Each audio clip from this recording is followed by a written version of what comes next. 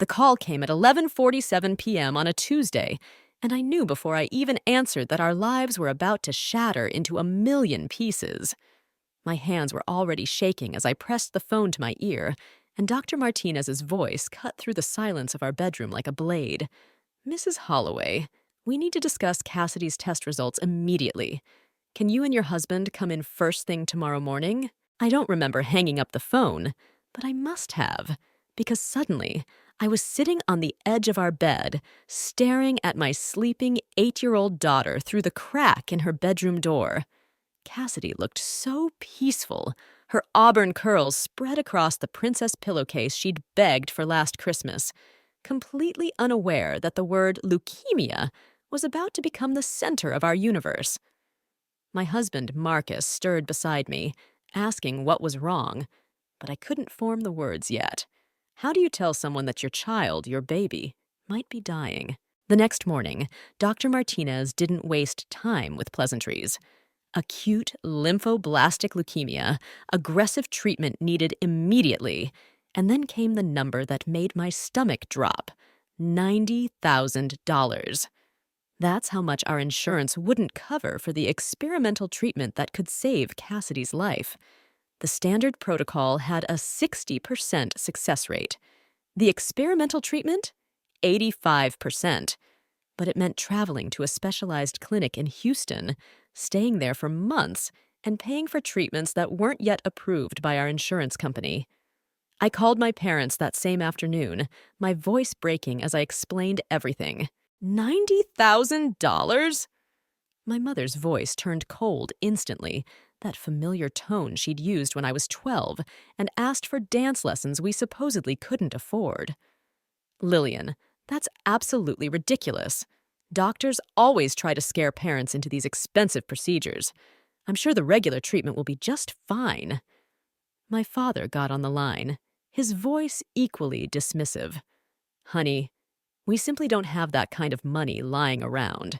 Your mother and I are on a fixed income now, and we've got our own medical expenses to worry about." I could hear the television blaring in the background, some game show they never missed. The sound of their normal, comfortable life while my daughter was fighting for hers. But then came the real knife to my heart. 3 weeks later, while Cassidy was already starting her first round of chemotherapy, and we were frantically trying to figure out how to pay for Houston, my brother Dylan called with exciting news. "Mom and Dad are being so incredible," he gushed over the phone. "They're paying for the entire wedding in Tuscany. Can you believe it? $280,000 for the most amazing destination wedding ever. Brielle's parents are contributing too, but Mom and Dad insisted on covering the venue, all the flights for the family, the whole thing."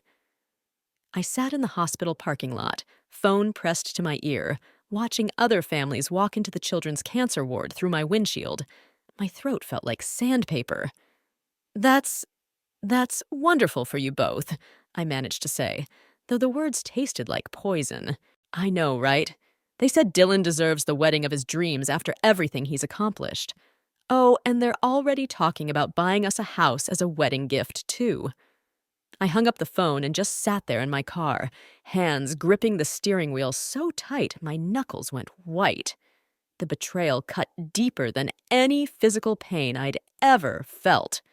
My parents had looked me in the eye and lied about not having money while my daughter was literally fighting for her life, then turned around and spent 3 times that amount on my brother's fairy tale wedding. The golden child gets his dream celebration, while their granddaughter gets told to make do with inferior treatment. That evening, Marcus found me crying in our kitchen, Dylan's wedding invitation spread out on the counter. Embossed gold lettering announcing the Tuscany celebration of love. The irony wasn't lost on me. "We'll figure this out," Marcus said, wrapping his arms around me. "We don't need them." But we did need someone, and that's when Marcus's parents stepped up in a way that still takes my breath away. Eleanor and Frank Holloway had been married for 43 years, living in the same modest ranch house Frank had built with his own hands back when Marcus was born.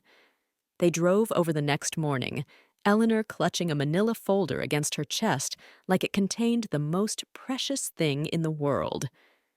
"We're selling the house," she announced without preamble, her voice steady despite the tears in her eyes. "And Frank's putting the Chevy up for sale, too. We've already talked to a realtor." Frank nodded, his weathered hands clasped in front of him. "That little girl is our granddaughter, and we're not about to let money stand between her and getting well." I tried to protest, but Eleanor held up her hand. "We've made our decision. We can rent a small apartment, and Frank can take the bus to his part-time job at the hardware store. Cassidy needs this treatment, and that's all there is to it." Within 2 weeks, Eleanor and Frank had moved into a tiny one-bedroom apartment above the bakery on Main Street, and the money from their house sale was sitting in our account. I'll never forget the moment Eleanor handed me that check. Her life savings, her security, her home, all of it given without hesitation for our daughter. Meanwhile, my parents were posting pictures on Facebook from Dylan's bachelor party in Vegas, another expensive pre-wedding celebration they'd funded. The experimental treatment in Houston was brutal, but it worked. Cassidy responded better than anyone expected, and after 8 months of hell, we got the words every parent dreams of hearing: complete remission.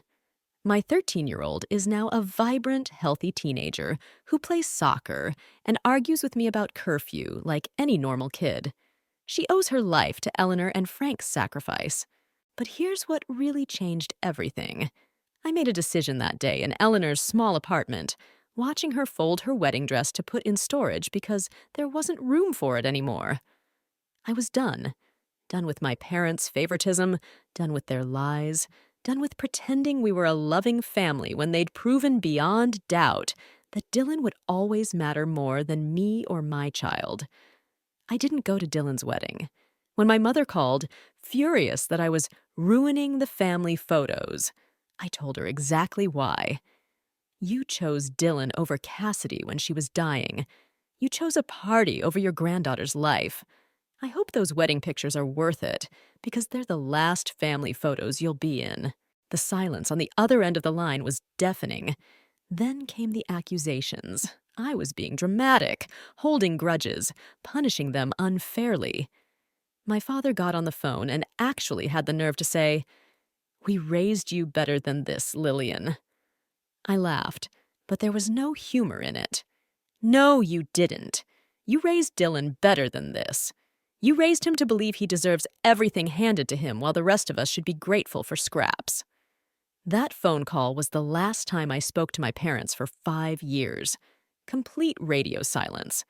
They didn't call on Cassidy's birthday, didn't send Christmas cards, didn't reach out when she made honor roll or when she scored the winning goal in the regional soccer championship. As far as they were concerned, we'd ceased to exist the moment I refused to play along with their version of family harmony. And honestly, it was the most peaceful 5 years of my life. No more walking on eggshells, no more wondering why I was never good enough, no more watching Dylan get praised for breathing while my accomplishments got ignored. Cassidy thrived without their toxic influence, and Marcus and I grew closer to Eleanor and Frank, who became the grandparents she deserved. Then came last Tuesday. I was making dinner when my phone rang, and Dylan's name flashed on the screen. I almost didn't answer. We hadn't spoken since before his wedding, but something made me pick up. His voice was shaky, desperate in a way I'd never heard before. "Lily, I need to talk to you about Mom and Dad. They're in really bad shape financially, like really bad." I stirred the pasta sauce and waited. Dylan had never called me just to chat. "They lost the house," he continued, words tumbling out in a rush. "And the cars. And pretty much everything else. They're living in some horrible apartment complex on the wrong side of town, and Dad's working at a gas station at 72 years old because they can't afford to retire." I felt nothing. No sympathy, no shock. Just a cold, empty satisfaction. How unfortunate for them. "Lily, please. I know you're angry about the wedding thing, but they're desperate.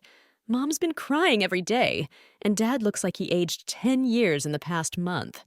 They need help, and you're doing well now with your business and everything."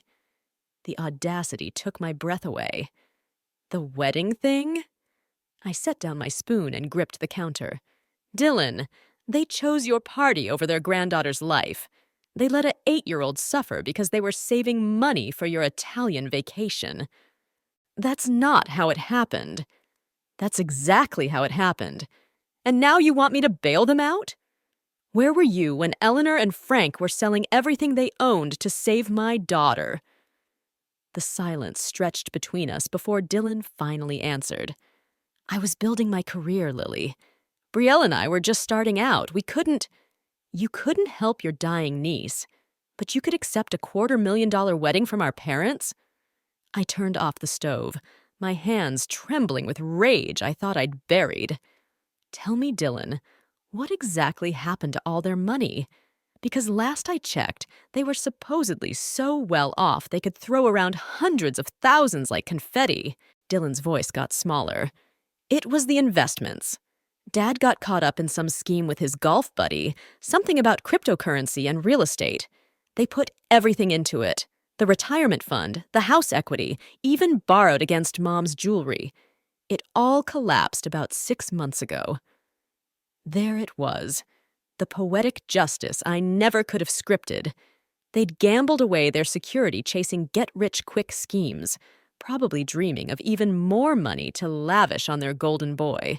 So they lost everything because of greed. How perfectly fitting. "Lily, that's cold, even for you." "Cold?" I laughed, but it came out sharp and bitter. "You want to know what cold is? Cold is telling your daughter's mother that you can't help save her life, then spending 3 times that amount on a party. Cold is not calling when your granddaughter beats cancer. Cold is pretending your daughter doesn't exist for 5 years. They want to see Cassidy," Dylan said quietly, "and they want to apologize. They know they messed up. Now they want to apologize? When they need something." I could feel 15 years of suppressed rage bubbling up. Where was this remorse when Eleanor was packing her wedding dress into a cardboard box? Where was it when Frank was taking the bus to work at 70 years old because he gave up his car for my daughter? "They're family, Lily." "No, Dylan. Eleanor and Frank are family. You and our parents stopped being family the day you decided Cassidy's life was worth less than your wedding photos." I took a deep breath, steadying myself. "And here's what's going to happen. Nothing. I'm not giving them a penny. I'm not taking their calls. And I'm definitely not letting them anywhere near my daughter. But they made their choice 5 years ago. Now they get to live with the consequences." I hung up on Dylan and thought that would be the end of it. But I underestimated how desperate they'd become. 3 days later, I was pulling into my driveway after picking up Cassidy from soccer practice when I saw them, my parents, standing on my front porch like ghosts from a life I'd deliberately left behind. They looked older, smaller somehow, my father's shoulders stooped in a way I'd never seen before, my mother clutching a worn purse with white knuckles. "Mom, who are those people?" Cassidy asked from the passenger seat, and my heart clenched. She didn't even recognize her own grandparents. They'd missed 5 years of her life, and now she was looking at them like strangers. "No one important, sweetheart. Go inside through the garage. I'll handle this." I approached them slowly, my keys still in my hand. My mother's eyes were red-rimmed, and she started crying the moment she saw me. "Lillian, honey, please. We need to talk." "There's nothing to talk about." I crossed my arms, staying a safe distance away. "Dylan told me about your financial situation. I'm sorry you're struggling, but that's not my problem." "We know we made mistakes," my father said, his voice hoarse. He looked like he'd aged 20 years. "We know we hurt you, and we're sorry, but we're family. Doesn't that mean anything?" The audacity was breathtaking. "Family?" I laughed, but there was no warmth in it. When Cassidy was dying, you told me family was about choices and priorities. You chose Dylan's wedding over your granddaughter's life. So yes, family means everything, which is why Eleanor and Frank will always be welcome in my home, and you will not. My mother stepped forward, desperation making her bold. We want to see Cassidy. We've missed so much, and you missed it by choice. My voice cut through her words like ice. When she took her first steps after chemo, when she scored her first goal, when she made honor roll, you weren't there because you decided we didn't matter. We didn't know she was sick when we... Yes, you did. I pulled out my phone and showed them the timestamp on Dylan's Instagram post from his bachelor party. This was posted 3 days after I called begging for help to save your granddaughter's life. 3 days, and you were already spending money on his party. The color drained from both their faces as they stared at the phone screen. My mother's hand flew to her mouth, and my father actually stumbled backward. They'd been caught in their lie, and we all knew it. You knew, I said, my voice deadly quiet. You knew she was dying, and you chose the party anyway. You looked me in the eye and lied about not having money while you were already planning to spend hundreds of thousands on Dylan's happiness. We hoped the regular treatment would be enough, my mother whispered. You hoped my daughter would be part of the 40% who don't survive, so you wouldn't have to choose between your children. The words came out like venom. Well, congratulations. She survived, no thanks to you. And now you're here asking me to save you from the consequences of your own greed and favoritism. My father straightened up, trying to summon some dignity. We made mistakes, but we're still your parents. We still love you. Love? I stepped closer, and they both flinched. You want to know what love looks like? Eleanor and Frank eating beans and rice for dinner every night so they could afford their tiny apartment after selling their home for my daughter. That's love. This is just desperation. Please, Lillian, my mother sobbed. We're living in our car some nights. Your father's working at a gas station and I'm cleaning houses. We lost everything. Good. The word came out flat and final. You deserve to lose everything. You chose money over your granddaughter's life, and now you've lost your money anyway. The universe has a sense of justice after all. We could have a relationship again. My father tried one last time. Cassidy could know her grandparents. I glanced back at the house where I could see Cassidy's silhouette in the window, healthy and strong and surrounded by people who actually love her. She already knows her grandparents.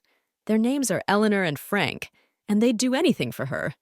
You two are just strangers who share some DNA. I turned to walk away, then stopped. Oh, and don't come back. If I see you on my property again, I'm calling the police. And if you try to contact Cassidy directly, I'll get a restraining order so fast it'll make your head spin. As I walked toward my front door, I heard my mother call out one last desperate plea. She's our granddaughter, too. I didn't turn around. No, she's not. You gave up that right when you chose Dylan's wedding over her life. Cassidy's grandparents are inside making her dinner right now. Inside the house, I found Eleanor and Frank in the kitchen with Cassidy, helping her with homework while dinner simmered on the stove. The contrast hit me like a physical blow. These people who'd given up everything for our family, now in their 70s, still showing up every day to be the grandparents Cassidy deserved. They looked up when I walked in, concern immediately crossing their faces. "Everything all right, honey?" Eleanor asked, wiping her hands on a dish towel. "Those were my biological parents," I said simply. "They wanted money and access to Cassidy. I told them no." Frank nodded approvingly. "Good for you. Some bridges are meant to stay burned." But the story didn't end there. My neighbor, Mrs. Patterson, had witnessed the entire confrontation from her garden, and apparently she'd been recording on her phone. By the next morning, the video was making rounds on social media with the caption, "Woman refuses to help parents who chose son's wedding over granddaughter's cancer treatment." The response was overwhelming. Hundreds of comments poured in supporting my decision. "She's a saint for even speaking to them," one person wrote. "I would have called the police the moment they stepped on my property." Another said, "Those grandparents who sold everything are the real heroes here. That's what love actually looks like." The video reached Dylan and Brielle somehow, and Dylan called me furious. "How could you let this go public? Mom and Dad are humiliated. People are recognizing them around town." "Good," I said calmly. "Actions have consequences, Dylan. They made their choice public when they funded your fairy tale wedding instead of their granddaughter's medical treatment. Now everyone knows exactly what kind of people they really are." "This is cruel, Lily. They're old and broken." So was Frank when he was taking the bus to work at 70 because he sold his car for Cassidy. So was Eleanor when she was sleeping on an air mattress because she gave up her home. But somehow, Dylan, you never called their sacrifice cruel. The community rallied around us in ways I never expected. Eleanor and Frank started getting job offers from people who'd seen the video. Better paying, less physically demanding work. Someone even offered them a small house to rent at below market rate. Meanwhile, my parents became pariahs in their own neighborhood. The gas station where my father worked let him go after customers started avoiding the place. 3 weeks later, I heard through the grapevine that they'd left town entirely, probably to start over somewhere no one knew their story. Dylan and Brielle's marriage was apparently struggling too. Turns out building a relationship on other people's money isn't a solid foundation when that money runs out. 6 months have passed since that confrontation on my driveway, and I can honestly say I've never slept better in my life. The weight I'd been carrying for years, the anger, the hurt, the constant question of whether I was being too harsh, it's all gone. Justice wasn't something I had to fight for. It came naturally, inevitably, like water finding its level. Cassidy is thriving in ways that still take my breath away. She's captain of her soccer team now, honor roll student, and she's never once asked about the people who showed up at our house that day. Why would she? Her life is full of people who actually love her. Eleanor teaches her to knit on Sunday afternoons, and Frank built her a bookshelf for her room with his own hands. These are her grandparents, the ones who matter. Last week, Eleanor and Frank closed on their new house, a small but beautiful place with a garden and enough room for Cassidy to have sleepovers. The down payment came from the kindness of strangers who saw their story and wanted to help. Meanwhile, I heard through a mutual acquaintance that my parents are living in a studio apartment 3 states away, both working retail jobs and barely making ends meet. I felt nothing when I heard that news. Not satisfaction, not sadness, just nothing. They're strangers to me now, people who once lived in my life but have no place in my future. Dylan called one more time last month, his voice small and defeated. "Brielle left me," he said. "She said she can't respect a man whose family would let a child suffer for a wedding. The story followed us everywhere we went." "I'm sorry to hear that," I said. And I was. Not for him, but for the painful lesson he was finally learning about consequences. I keep thinking about what you said, about choosing the wedding over Cassidy's life. I didn't see it that way then, but... His voice broke. "I was so wrong, Lily. We all were." "Yes, you were." I could have been cruel, could have twisted the knife, but there was no point. And now you get to live with that knowledge for the rest of your life. "Is there any chance we could—" "No." The word came out firm, but not angry. "There's no going back from what you all did. But Dylan, you can choose to be different going forward. You can choose to be the kind of person who would sell everything for a child's life instead of spending everything on a party. That's the only redemption available to you now." I hung up and looked around my kitchen, where Marcus was helping Cassidy with her science project while Eleanor prepared her famous apple pie. This is my family. These are the people who showed up when it mattered, who sacrificed without being asked, who loved without conditions. My parents lost everything, and they deserved to. Not because I'm vindictive, but because some choices carry consequences that can't be undone. They chose wealth over love, appearances over family, and pride over their granddaughter's life.